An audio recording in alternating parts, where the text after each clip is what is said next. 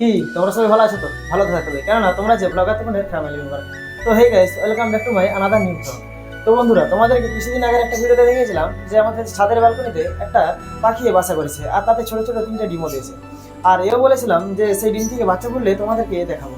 তো গতকাল বিকালবেলা আমি ছাদে উঠেছিলাম আর হাঁড়িটা চেক করে দেখেছিলাম যে ওতে সত্যি বাচ্চা ফুটেছে কিনা।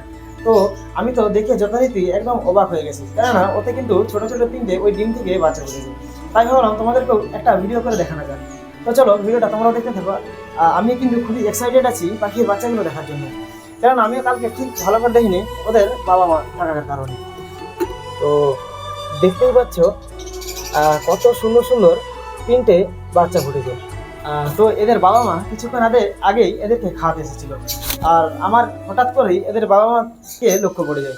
আর আমি নিচে থেকে একটা ভিডিও বানিয়ে রাখি, তো তোমরা ভিডিওটা একটু দেখে নাও।